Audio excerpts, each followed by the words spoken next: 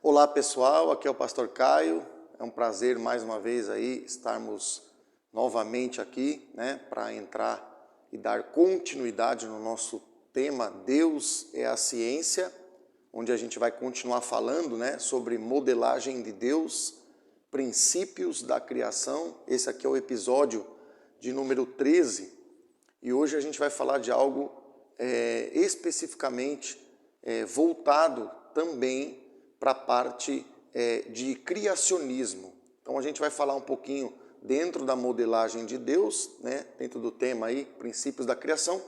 Nós vamos entrar um pouquinho numa parte de um assunto aí que é conhecido como criacionismo. Vamos fazer uma comparação, além da parte teológica e da parte científica, nós vamos também fazer uma comparação entre criacionismo e evolucionismo. Então fica ligado aí, porque hoje, conteúdo especial para você aí. Eu sei que se você gosta do tema, se você é cristão também e se interessa um pouco por essas áreas, você vai se surpreender com o que nós vamos apresentar aqui hoje. Ok, pessoal? Então, a gente havia visto, fazendo uma pequena recordação, a gente havia visto a realidade do método experimental. Creio que você está lembrado aí, no episódio número 12. Nós falamos que é necessário uma hipótese, geração de uma hipótese, que é uma teoria. Depois a gente passa para a fase do experimento, a gente vai testar, a gente falou bastante sobre isso.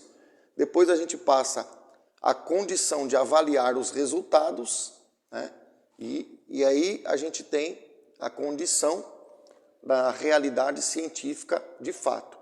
A gente mostrou que isso é algo que é experimentado no nosso dia a dia. A gente deu o exemplo aí da comida que está na receita, depois está na panela, que é onde vai ser experimentada a feitura da comida, e depois a pessoa tira uma provinha, Ela analisa o resultado para ver se aquilo ali faz sentido, se está gostoso, se não está. Então a gente falou que é uma coisa tanto científica como também até do nosso dia a dia. O método experimental ele se aplica muito além das fronteiras da ciência, como nós a entendemos. Então, coloquei aqui de novo, aprovado pela panelinha. Quer dizer, foi aprovado na hora que foi colocado dentro da panela. Então isso aí é uma recordação para nós. E a gente falou que uma vez aprovado, não é o suficiente que a coisa seja aprovada uma única vez. A gente falou que leis científicas elas estão sendo testadas todos os dias. Leis científicas estão sendo testadas até hoje. Até esse presente instante, as leis de Newton estão sendo novamente testadas. Então, a gente deu 3 exemplos aqui. O atleta lançando o peso, o foguete que voa, precisa de força para subir, e a nossa própria condição de condução aí do veículo. A gente percebe lá na curva que nós somos meio que pressionados contra a porta do carro, A questão da inércia, também quando a gente freia, desses 2 exemplos, que o nosso corpo ele tem a tendência de ir para frente, a gente precisa se segurar dentro do carro para que o movimento não nos surpreenda, Então, as leis de Newton estão sendo testadas, continuam sendo testadas. Então, a gente trouxe a ideia de quanto mais uma lei é testada, mais certeza temos de que ela representa a realidade de uma verdadeira ciência. Ou seja, uma coisa que é verdadeiramente científica, não tem problema nenhum em testar essa lei. Muito pelo contrário, Quanto mais verdadeira a gente crê que uma ciência mais a gente pode testar, porque toda vez que a gente testa, a gente acaba descobrindo o mesmo resultado. Então é interessante a gente perceber isso. E é aqui que a coisa sai da hipótese, sai da teoria, botei um X aqui, e ela vira ciência. A diferença entre algo teórico e algo verdadeiramente científico é justamente o experimento que leva ao resultado. Porque tem muita gente falando de coisas teóricas como se fosse ciência. Então, trazendo esse resumo aqui para nós, esse review da aula anterior, teoria não é ciência, tem que ficar muito bem claro isso. São teorias, são hipóteses, mas que quando ela é experimentada e ela prova ser verdadeira várias vezes, a gente começa a olhar para essa teoria não mais como uma teoria, mas como algo científico de fato. Então foi isso que a gente tratou. Então a gente destrói aqui um conceito, né? Um conceito muito errado, né? Muito falso, muito contraditório à ciência verdadeira, que leis científicas já estabelecidas não podem ser colocadas à prova. Então a pessoa tem lá um negócio lá, aí você fala, tá, vamos falar sobre o assunto, vamos colocar isso à prova. E a pessoa parece que fica com uma certa rejeição, né? Ela meio que ignora você. Não, que isso? Isso aí nem se cogita isso aí. Então, isso aí não é ciência. Porque ciência tem que ser colocada à prova, né? Ciência é algo que se testa todo dia, ou que poderia ser colocado a ser sujeito a testes, né? Então a gente falou, isso é completamente falso. Isso aqui parece uma coisa simples, mas tem muita gente assumindo teorias como se fosse ciência. Então existe uma distância gigantesca, né? De anos-luz entre uma coisa e outra. Então a gente precisa diferenciar, né? Ciência é uma coisa, teoria é outra. E isso a gente falou, estamos relembrando aqui, que é uma base para nós. Então a gente tem a figura, né? A gente falou dos 3 universos, eu creio que você lembra, Isaac Newton, Albert Einstein e Max Planck, né? Que resumidamente a gente deu esses personagens, essas pessoas, como os inauguradores de cada um dos 3 universos. O universo da mecânica clássica, você deve se lembrar, o universo da física quântica, o universo da relatividade, que é o segundo, e o universo da física quântica, né? Passei aí o carro na frente dos bois, mas física clássica, relatividade de Einstein e física quântica. Creio que está tranquilo aí. E quando a gente vê Isaac Newton e a gente vê Albert Einstein, que é os inauguradores dos 2 primeiros modelos teóricos, né, e também confirmados como ciência, a gente pode nos perguntar, né, a gente pode nos indagar, a gente pode nos perguntar, ou a gente pode se indagar, né, sobre qual é a diferença entre o que Newton diz e o que Albert Einstein diz. Então a gente tem 2 universos e a gente quer trazer aqui o acréscimo, o que é que Albert Einstein acrescentou que veio a ampliar, né? Ele não destruiu o que Newton fez, isso é muito importante. O que Newton fez continua valendo até hoje. A gente deu exemplo no início aqui do vídeo que você freia e sente a lei da inércia, você faz a curva e sente a lei da inércia. Um exemplo aqui para relembrar. Mas, se Newton continuar válido, como é que Albert Einstein contribui para aumentar o universo? Como é que ele pega aquilo que Newton fez e ele amplia, né? Ele melhora, ele acrescenta alguma coisa? Então é isso que eu quero trazer aqui para nós comparar. Então, uma das formas que Albert Einstein fez para isso acontecer, eu vou colocar isso aqui, vou desenhar no quadro aqui porque vai nos ajudar muito. Uma das formas é que Einstein, ele criou algo, né, que também é parecido com o que Galileu falou. Galileu criou o método experimental. Einstein também sugere uma coisa experimental, ele sugere algo que tem a ver com experimentação, né, mesma coisa que Galileu, só que Einstein sugeriu a ideia do experimento mental, né, que até em alemão, que foi da cidade de da onde ele veio, embora ele fosse judeu, ele nasceu na Alemanha, ele diz, né, ele usa a palavra Gedanken, que em alemão quer dizer isso daí, né, o experimento mental. Então Einstein sugere uma forma de fazer o que Galileu já tinha proposto, só que não no sentido só físico, mas no sentido mental. Vamos fazer uma simulação, né? Traduzindo numa linguagem para você entender, é uma simulação, né? Então, a gente pode usar o que Einstein sugeriu, né? Então, como é que funciona isso? Então, a gente tem aqui, ó, o experimento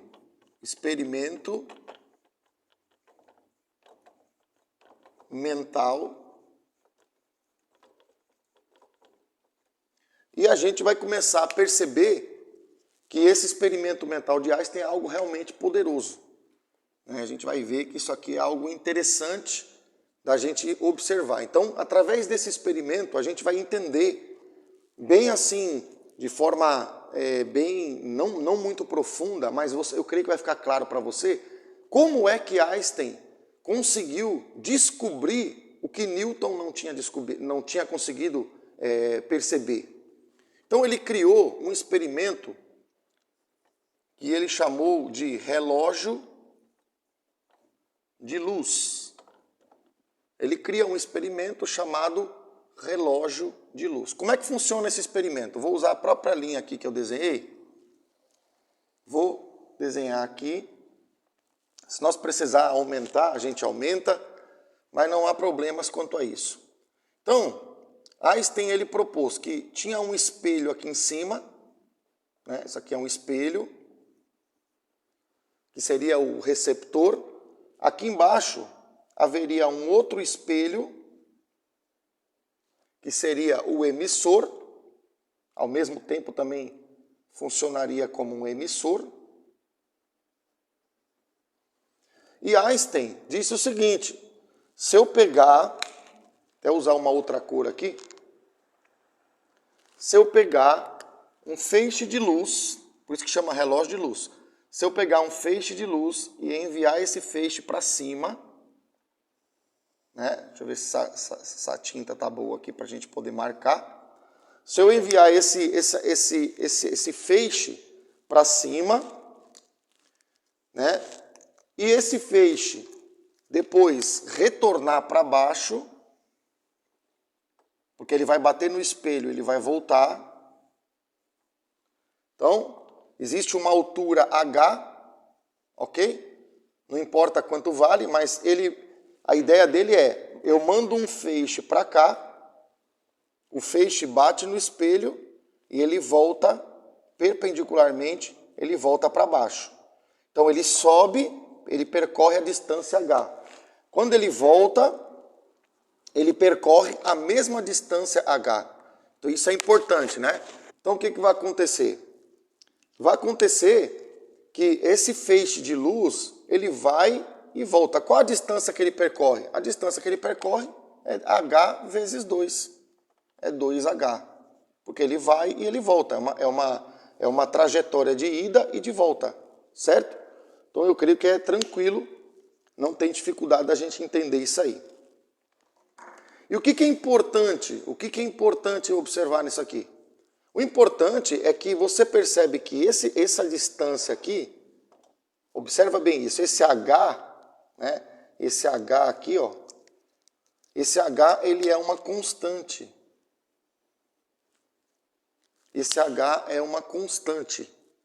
Então, a gente percebe que existe uma coisa definida nesse trajeto. Isso é importante você entender. É uma distância que não muda, tá?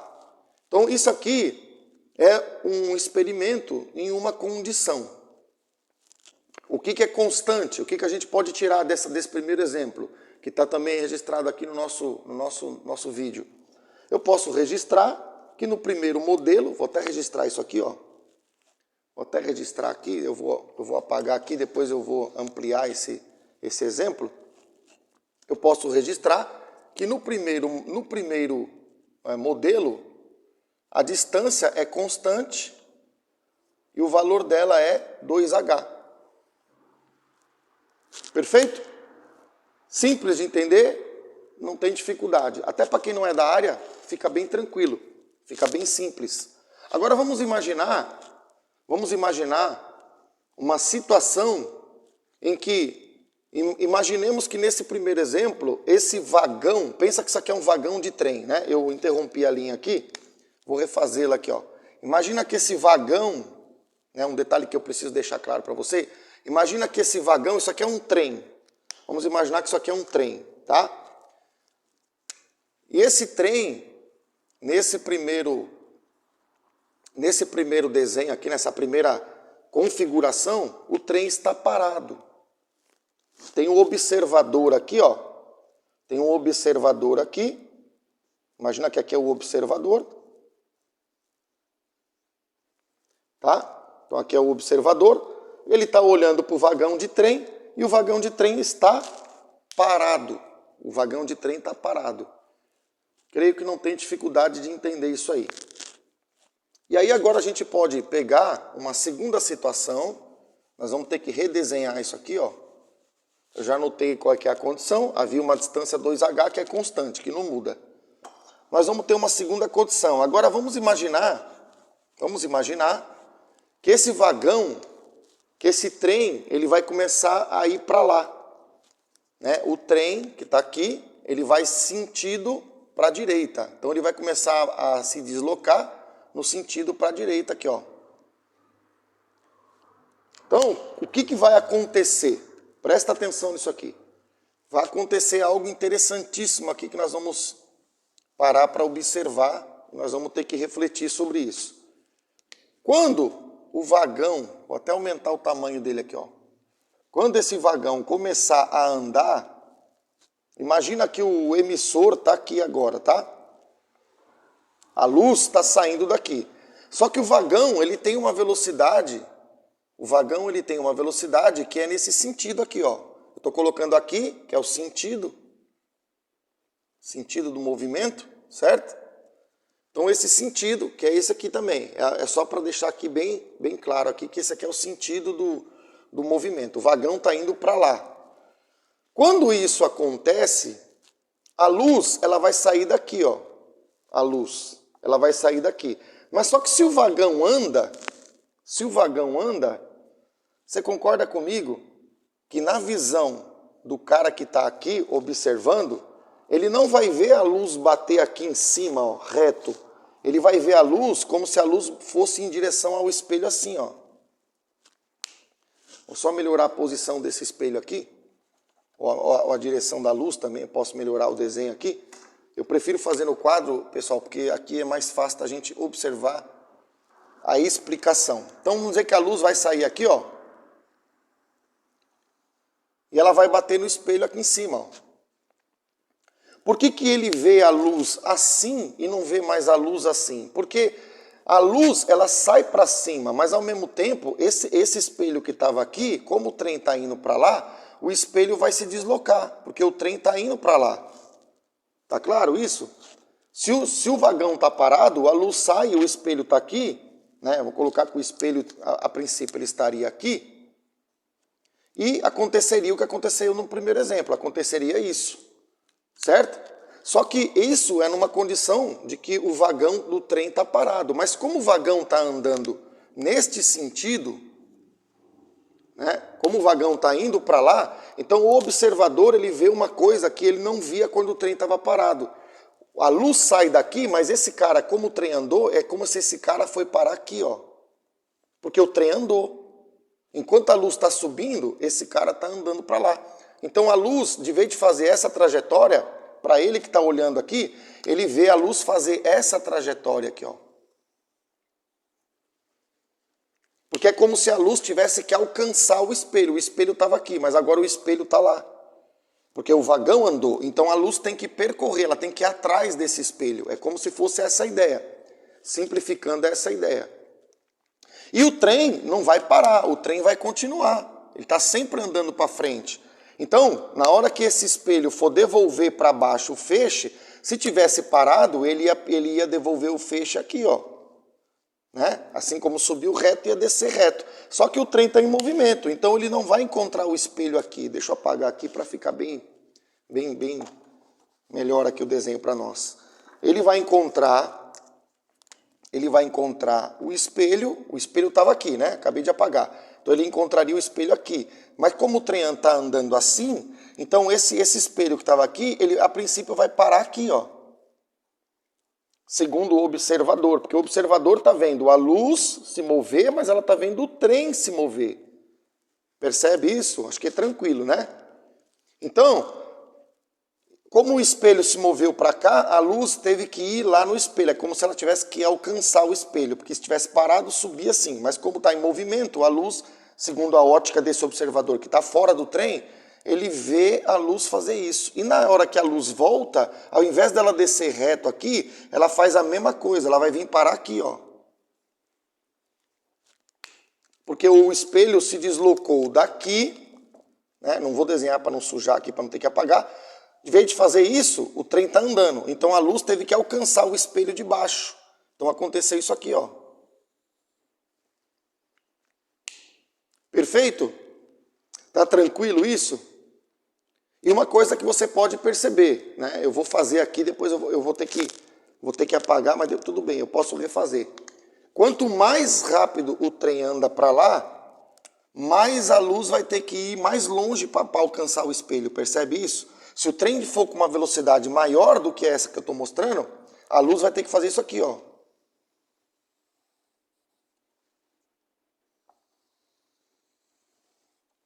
Por que a luz teve que ir aqui? Porque o espelho saiu daqui e no mesmo tempo, na mesma condição, com uma velocidade maior, o espelho, de vez de parar aqui, na hora que o raio chegou em cima, na hora que o raio de luz chega em cima, o espelho, de vez de estar aqui, o espelho está aqui. Então a luz, de vez de fazer isso, a luz vai ter que inclinar mais aqui, ó.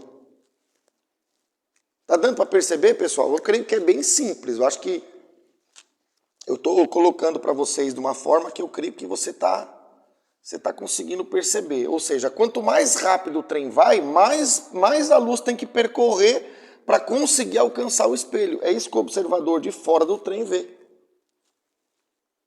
Percebe isso? Então, isso aqui, pessoal, eu creio que não tem dificuldade de entender. E o que a gente consegue perceber? Eu vou pedir para você refletir comigo na questão visual. Eu não vou entrar em conta, eu vou simplificar o máximo que eu posso aqui para não complicar a tua cabeça. Eu quero dar para você perceber, para você pegar a ideia. Eu não quero entrar em termos técnicos que, se você quiser saber mais, a gente pode te indicar até um canal aí que a gente viu no YouTube, que tem também falando sobre isso, né? Eu também posso trazer isso aqui num outro vídeo, mas já tem canais que também fazem isso. Então, se você quiser, a gente também indica para você, mas tudo bem. O que dá para perceber? Olha que interessante, isso eu quero que você perceba. Quando a pessoa está dentro do trem, imagina que esse cara, tem um cara que está fora do trem. Vou até escrever aqui, ó. Esse observador, qual a posição dele? Ele está fora do trem. Ele está fora. Ele tem uma percepção, ele tem uma ótica. Ele percebe o fenômeno da luz dessa forma aqui, ó.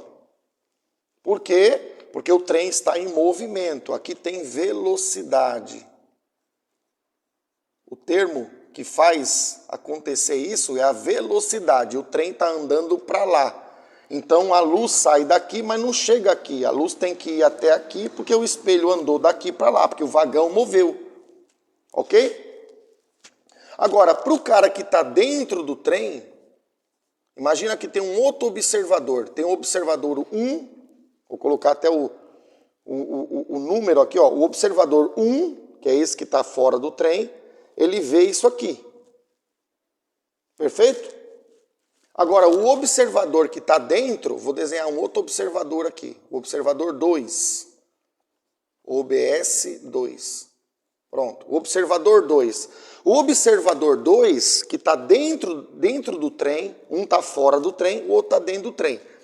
Ele não vê isso aqui. Por quê? Porque o trem se move, mas ele também se move. Concorda comigo? Se o trem está andando a 200 por hora, qual a velocidade do observador que está dentro do trem? 200 por hora. Então ele não vê isso aqui, ó. Ele vê isso aqui. Por quê? Porque ele vê que a luz faz um caminho reto, para ele que está dentro do trem é um caminho reto, porque embora o espelho se desloca, ele também se desloca junto com o espelho. É como uma pessoa andando de carro a 100 por hora e tem um outro carro do lado que está andando também a 100 por hora. Então você olha para o carro que está andando do seu lado, é como se ele tivesse parado. Concorda comigo? Você tem um carro andando a 100. Aí, vamos dizer que está aqui na esquerda. Aí você tem um carro aqui na direita que está andando a 100 do seu lado. Você olha pela janela e você vê como se o carro tivesse parado. Ele não está parado, é que você está se movendo na mesma velocidade que ele também está se movendo. Então, como os dois estão se movendo na mesma velocidade, um em relação ao outro está parado. Ele anda a 100, você anda a 100. Então, olhando para ele, você está vendo ele como se ele tivesse parado. Como se eu tivesse parado aqui olhando para alguém parado. Acho que isso é fácil no trânsito, você vê isso. Se o carro andar na mesma velocidade que você, ele fica do teu lado. Certo? Agora, para esse que está fora, o trem está andando a 200, ele está parado. Ele não vê o trem parado, ele vê o trem a 200. Agora, esse que está dentro vê o trem parado. E por ele ver o trem parado, para esse que está dentro, é isso que você tem que prestar atenção aqui, ó. Para esse aqui que está dentro, ele vê a luz percorrer que distância? A distância H. Porque o trem, vamos dizer, o trem aqui, ó, vou colocar uma velocidade aqui hipotética. O trem está a 200 km por hora. Qual que é a velocidade do trem? 200. Por ele estar dentro do trem, qual a velocidade dele? A mesma, 200 km por hora. Então o trem está a 200, o cara de dentro, está vendo, está andando também a 200, porque se ele está dentro do trem, a velocidade que o trem anda é a velocidade que ele anda, certo? Então, para ele que está dentro, ele vê a luz fazer isso aqui, ó. Qual que é essa distância daqui a aqui? H. Para quem que acontece isso, pastor? Para quem está dentro do trem. Para quem está dentro. E para quem está fora? É como eu tô aqui fora e tem um carro passando a 200. Eu não vou ver ele parado, porque eu estou parado, ele está se movimentando, ele está em movimento. Então, para ele que está fora do trem, ele vê a luz fazer esse caminho aqui, ó. Porque ele vê o espelho aqui num segundo, no outro segundo ele vê o trem, o espelho, a posição do espelho que estava aqui foi parar aqui. E ele vê que a luz bate no espelho de cima. Só que como ele está parado e a luz está indo atrás do espelho e o trem está se movendo e ele está parado, ele vê a luz fazer esse trajeto. Tanto na ida como na volta, porque quando o espelho está aqui e o espelho de baixo, o trem se move, o espelho que está aqui embaixo, ele vai estar parado aqui. Então o que acontece na ida, acontece na volta. Mas eu estou explicando na ida, porque se você entender a subida, você entende a descida. Então, voltando, para ele que está fora, ele vê a luz fazer esse caminho aqui. E para o que está dentro, ele vê a luz fazer esse caminho aqui. E o que dá para perceber? Eu quero chamar a sua atenção, quero que você pense junto comigo aqui. Você vai refletir para ficar simples, para a gente não complicar nada no exemplo aqui, para você poder me ajudar a te passar o que eu quero passar. O que ficou claro? O que dá para perceber? Sem conta, sem nada. O que dá para perceber? Dá para perceber uma coisa muito simples. O que dá para perceber é que para o cara que está dentro, a distância é H. Perfeito? Para o cara que está dentro, a distância é H. Para o cara que está fora, né? Para o cara que está fora, a distância é essa daqui. Essa distância é maior do que H. Se você não entende esse símbolo, vou escrever então em letras aqui. É maior, né? Maior que H. Vou até apagar aqui. Vou deixar só assim em português mesmo, para não confundir ninguém. Ah, pastor, eu não entendo esse negócio de símbolo aí, eu não lembro. Então tá aqui, na linguagem que todo mundo entende. A distância, essa distância, acho que visualmente dá para perceber, é fácil, é maior essa distância do que essa. Aqui é H, aqui é H mais alguma coisa, certo? Como é que você sabe disso, pastor? Como é que a gente pode ter certeza? Porque se você fizer uma parte geométrica, né, vou até apagar isso aqui, se você fizer uma parte geométrica, você percebe que aqui tem um triângulo. Isso aqui não é um triângulo? Isso aqui é um triângulo, tá vendo? Formou um triângulo. Isso aqui é chamado um lado do triângulo, chamado de cateto. Tá? Cateto é o lado do triângulo. Isso aqui é um outro lado do triângulo. Vamos dizer que aqui é... Vou botar um nome qualquer, né? Eu vou colocar aqui A. Só para exemplificar. Eu não quero entrar em números, eu não quero fazer conta. Eu não quero complicar a sua cabeça. Eu quero simplificar para você entender. O que é importante você entender é... Aqui eu tenho uma distância, um cateto. Aqui eu tenho uma distância. Vamos dizer que seja H. Né? Eu vou até simplificar, não vou nem colocar, vou colocar H, porque aí vai ficar mais simples ainda. Vamos dizer que aqui seja H, tá? Então aqui é H. Meu objetivo é fazer ficar mais simples possível. Então aqui a distância é H, aqui eu fiz, supondo que aqui seja H, só que essa distância aqui, como é um triângulo retângulo, que é um triângulo que tem um ângulo reto, né? Isso aí a gente aprende na escola, lá, 6ª, 7ª série, por aí. Essa aqui é chamada de hipotenusa. Isso aqui é chamado de hipotenusa. Vou colocar assim, ó, hipotenusa. Hipotenusa, faltou o O aqui, né? Hipotenusa, tá bom. Então, a hipotenusa é maior do que os catetos. Como é que eu sei disso? Só olhar. Só olhar. Que a distância menor entre dois pontos é uma reta. Aqui é reto. Aqui não é reto. Aqui está inclinado. Então, da matemática lá,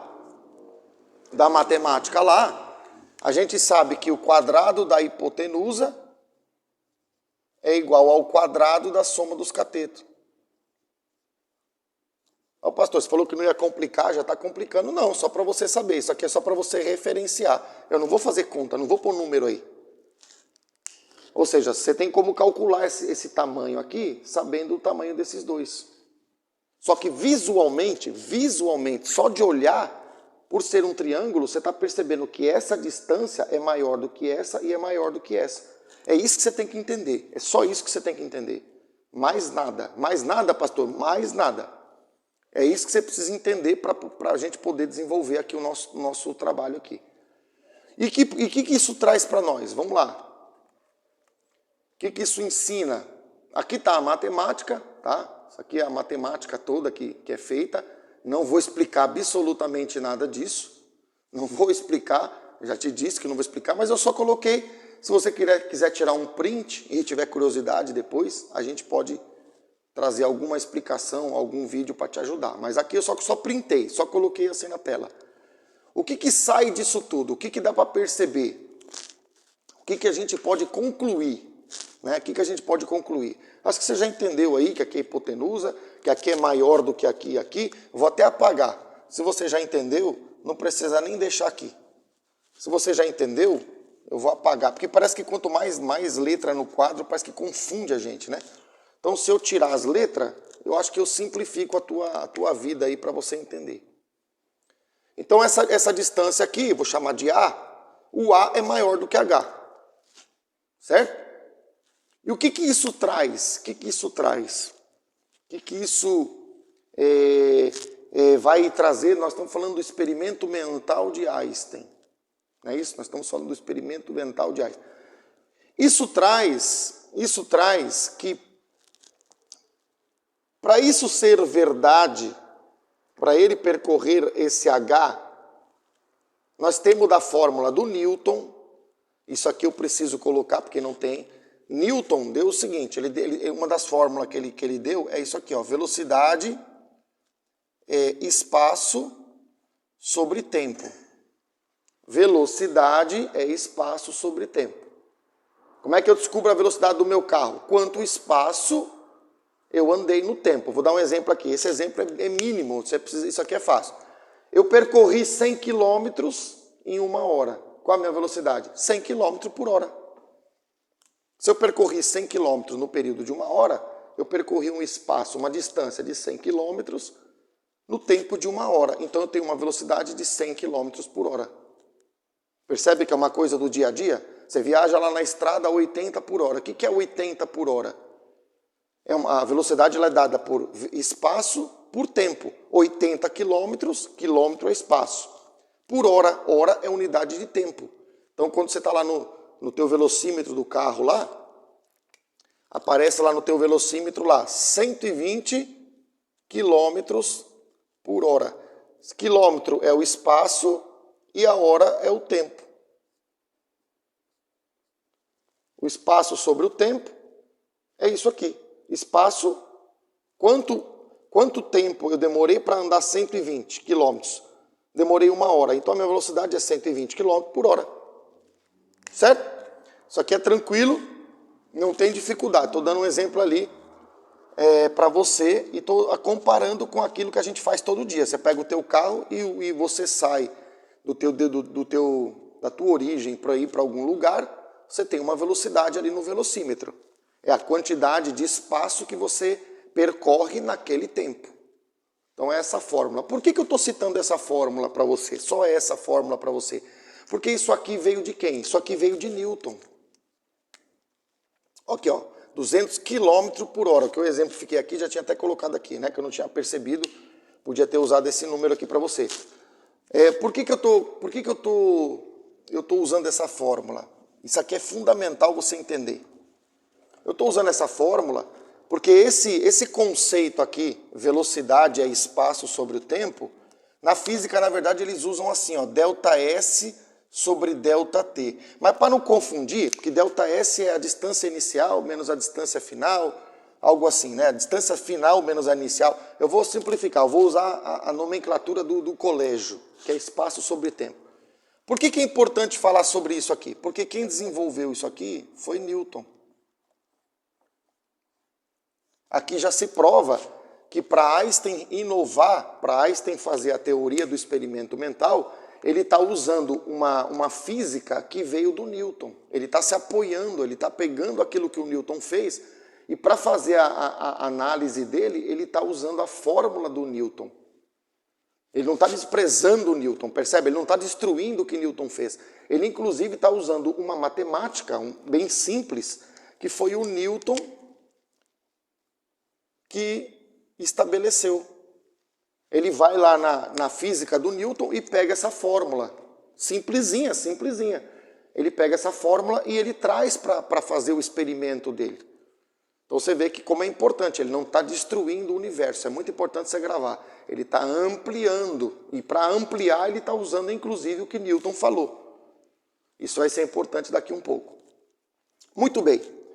O postulado da velocidade, da velocidade que temos aqui no relógio de luz, nós temos que na relatividade existe um postulado.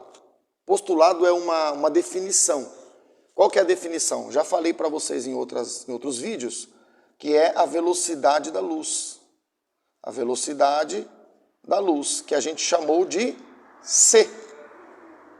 Velocidade da luz é c. Concorda? Você deve se lembrar, né?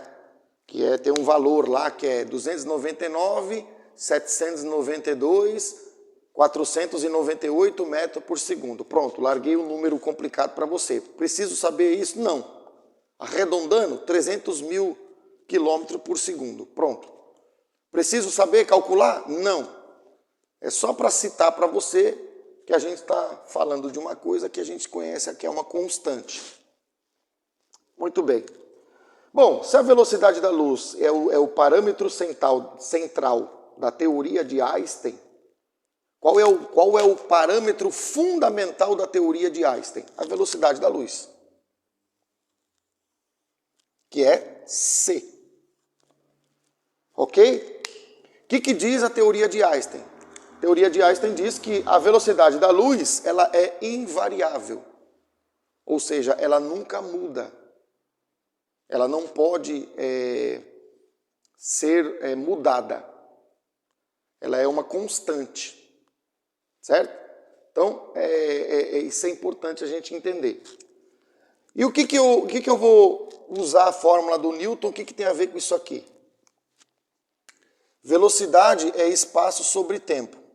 Velocidade, na relatividade, é c, que é constante, certo? Que é constante. O espaço é conhecido. O espaço aqui é conhecido, né? E o tempo é o que nós queremos entender aqui. Então eu vou apagar esse constante, você já entendeu. Olha o que eu estou fazendo aqui, ó. Eu estou pegando esse V, que é de velocidade, e eu estou colocando uma velocidade específica, que é a velocidade da luz, porque é o relógio de luz. Então a luz, ela se move na velocidade da luz. Então no lugar do V eu estou pondo C. Eu estou pegando essa fórmula e estou colocando ela aqui. Só que no lugar do V eu estou pondo C. Por que que eu estou pondo C? Porque a luz, ela se move na velocidade da luz. Ok? Então a velocidade eu já sei. Qual é? A velocidade da luz. Porque o relógio é de luz. O experimento é do relógio de luz, né? Ok. E o que dá para a gente entender? Você concorda que se essa distância h ela for o espaço, imagina, não tem um espaço entre esses dois pontos? Então o espaço é essa distância aqui, ó. Essa distância aqui é o espaço. Só que você viu que o observador de fora, ele vê a luz fazendo assim. E o observador de dentro, ele vê a luz fazendo assim. O que dá para perceber? Você já entendeu que o A é maior do que o H. Concorda comigo? O A, visualmente, sem fazer conta nenhuma, você percebe que o A é maior do que o H. O H é essa distância, que é o cateto. O A é essa distância, que é a hipotenusa. A gente falou sobre isso aí já. Então isso aqui é maior. Eu já tinha falado isso, estou voltando nesse tópico. E se o observador de fora vê a luz fazendo esse trajeto, então significa que o espaço, a distância, assim, ó, a distância que o A percorre, que a luz percorre aqui para formar esse caminho, é maior do que essa. E o que isso traz? Significa que o espaço para o observador que está fora, ele é maior do que o espaço, do que a distância do observador de dentro. Ou seja, o espaço aumentou. Concorda comigo? Vamos dizer que aqui tem 10 metros.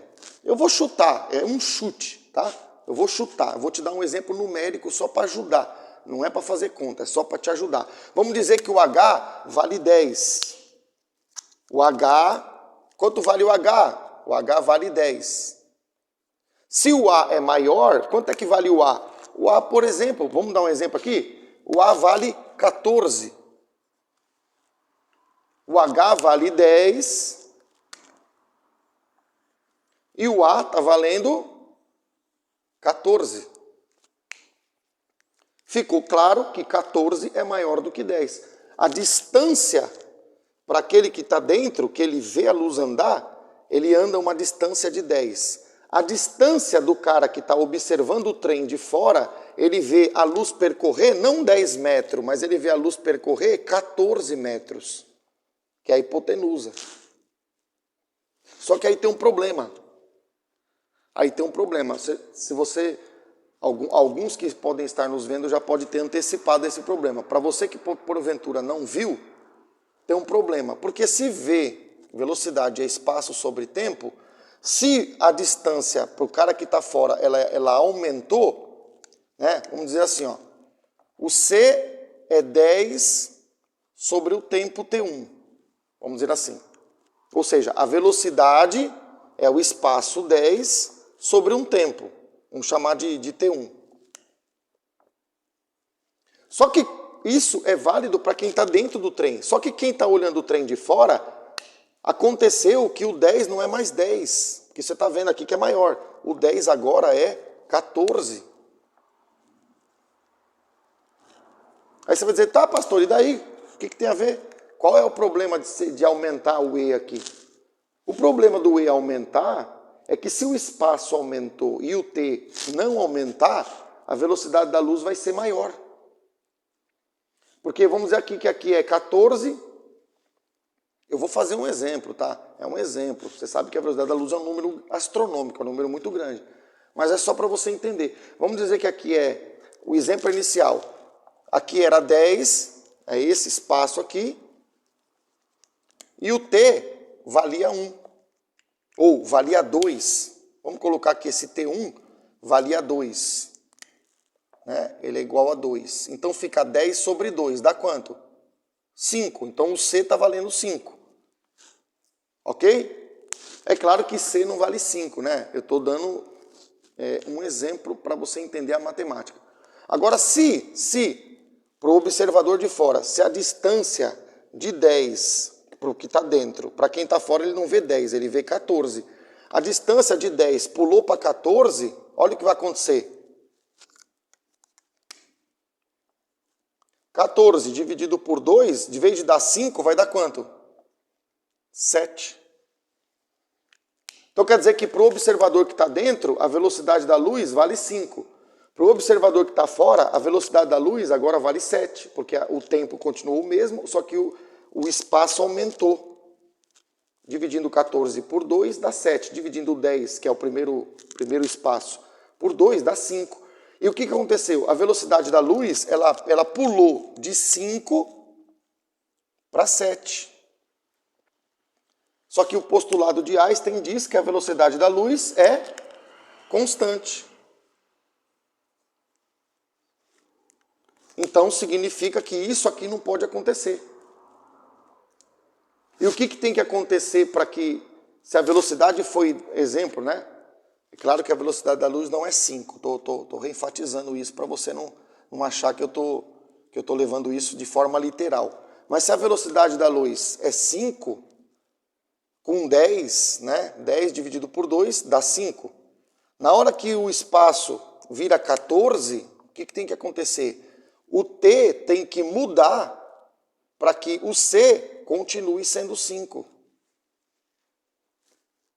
Deu para compreender? Ou seja, se o espaço aumenta, por causa desse negócio do trem mover e fazer essa diagonal aqui, se o espaço aumenta, o tempo também aumenta.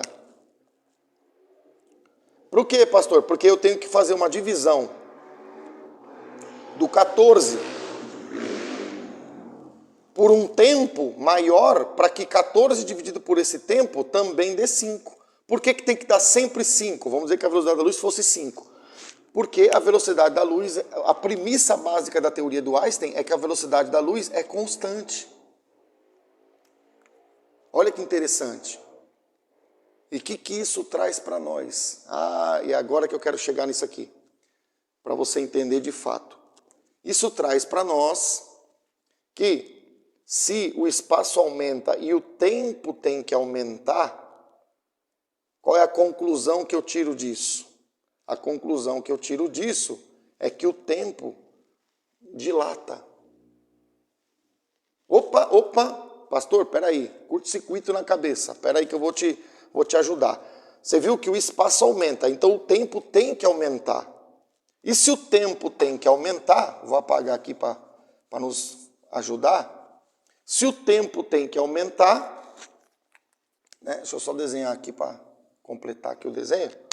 Se o tempo tem que aumentar, porque o espaço aumentou, o tempo tem que aumentar para manter o que constante? O c, a velocidade. Aumentou em cima, tem que aumentar embaixo, né?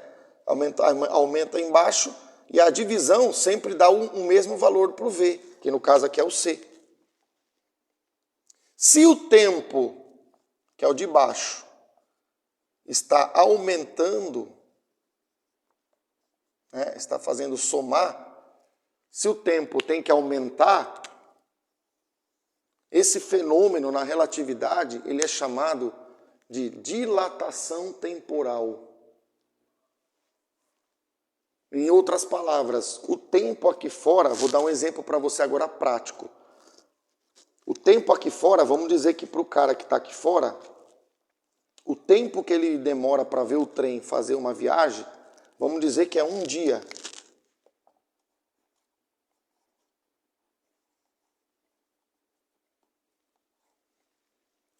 Um exemplo, o tempo que esse cara que está dentro do trem experimenta, no caso dentro, ele vai ver esse tempo esticado. É como se o tempo passasse mais devagar. Então, para esse passou um dia.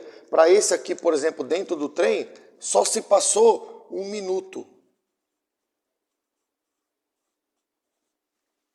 Porque é como se pegasse o tempo, o mesmo intervalo de tempo, aqui o tempo passa mais rápido. Então aqui deu um dia. Aqui o tempo passa mais devagar. Então esse aqui percebeu esse evento em um dia. Esse aqui, para ele, só se passou 1 minuto. Pastor, isso é uma maluquice. É, mas é o que foi comprovado. Isso foi comprovado de diversas formas. Isso foi comprovado em vários experimentos. O cara pegou um relógio de alta precisão, botou dentro de um avião e botou um outro relógio igual, sincronizado com ele, fora do avião. Isso foi feito lá nos idos de, acho que 1970, alguma coisa assim.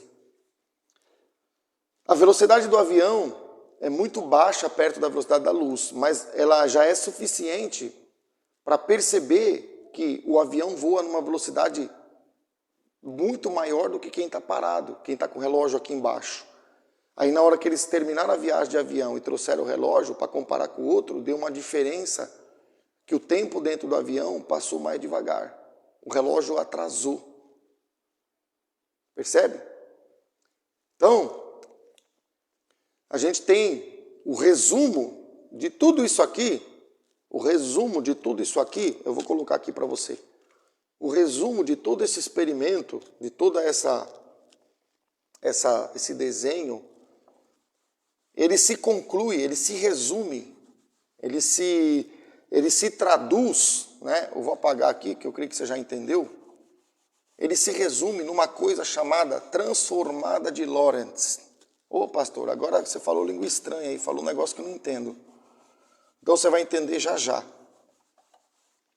O que Einstein concluiu, ele concluiu essa fórmula aqui, ó. O tempo dentro do trem, do objeto que se move, é diferente do tempo daquele que está fora do trem. E essa matemática, ela é dada por essa equação aqui, ó.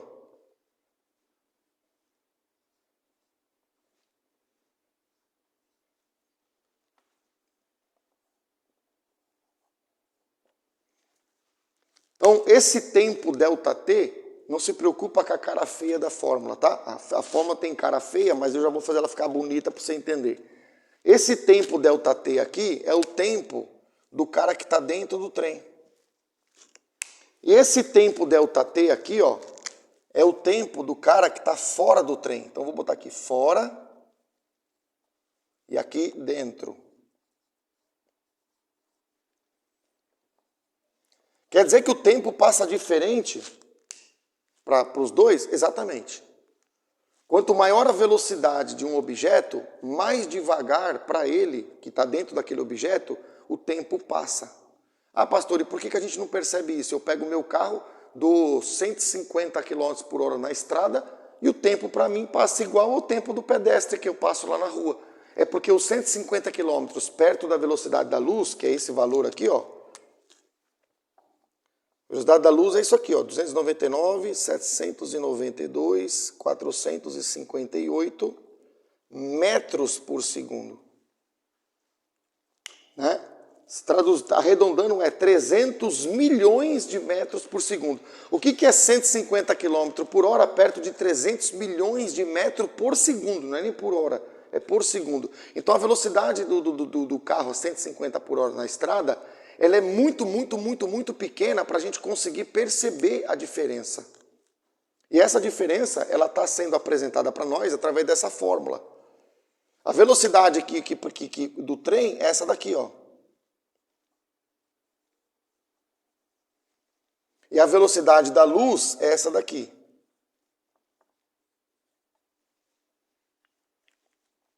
Percebe? Então essa velocidade aqui ela é muito, muito, muito, muito, muito pequena perto do C. Então quando eu faço essa divisão de uma coisa muito pequena por uma coisa muito grande, isso aqui dá praticamente Zero. Se isso aqui tudo é zero, 1 menos 0, está ficando fácil agora. 1 menos 0 é 1. Raiz quadrada de 1 é 1. 1 dividido por 1 é 1. Então, 1 vezes ΔT é o tempo normal, é o tempo que a gente conhece. É o tempo aí comum das nossas vidas cotidianas. Por isso que velocidades o trem está andando a 300 km por hora. Essa velocidade é praticamente nada perto da velocidade da luz. Porque se eu for colocar isso aqui em quilômetro por hora, vai ficar ainda maior. Então, essa velocidade nossa aqui, ó, essa velocidade do V, ela é muito pequena em relação ao C. Então, uma coisa muito pequena, dividido por uma coisa muito grande, tudo isso aqui é zero. 1 menos 0 dá 1. Raiz quadrada de 1 é 1. 1 dividido por 1 dá 1. Tudo isso aqui, toda essa parte aqui, ó. Resumindo, nessa conta que eu fiz agora, tudo isso aqui dá quanto? 1. 1 vezes o tempo para nós é o tempo normal, o tempo que a gente conhece assim. O tempo do relógio. Agora, se eu tiver pastor, então por que isso aqui é usado? Por exemplo, se eu tenho um elétron, uma partícula lá, uma coisa da física lá, uma partícula subatômica, que ela tem uma velocidade que é 80% da velocidade da luz. E eu colocar essa velocidade aqui e dividir, isso aqui não vai dar zero. Aí eu vou fazer as contas, eu vou descobrir que aí eu consigo perceber. Percebe? Então, isso aqui é chamado de transformada de Lorentz. Isso aqui é chamado de transformada de Lorentz. Foi um físico holandês, me parece. Ele fez uma análise só matemática. E Einstein veio e pegou a matemática, inclusive, que ele sugeriu, e ele aplicou essa matemática no conceito físico. O que Einstein disse para a gente seguir é que o tempo, para quem está em movimento, passa mais devagar. Lembra que eu falei assim, ó, que o relógio estava aqui, daqui a pouco ele está aqui? Se o relógio está andando mais rápido, o relógio, em vez de parar aqui, ele vai parar lá.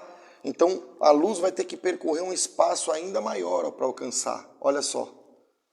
Se o relógio está aqui, o trajeto é esse. Se está parado, é esse. É o mais curto. Se está em movimento e o espelho está aqui, faz isso. Se está muito rápido, o espelho para aqui, por exemplo. Ele tem que fazer isso, ó. E aí aumenta o espaço. Se aumenta o espaço, tem que dilatar, aumentar o tempo para o C ser constante. Que é aquilo que a gente falou. Tá dando para entender? Eu creio que simplifiquei o suficiente para vocês entenderem, né? Para vocês entenderem o conceito. E aí, o que tem a ver isso aí? O que nós queremos mostrar para vocês com isso aí?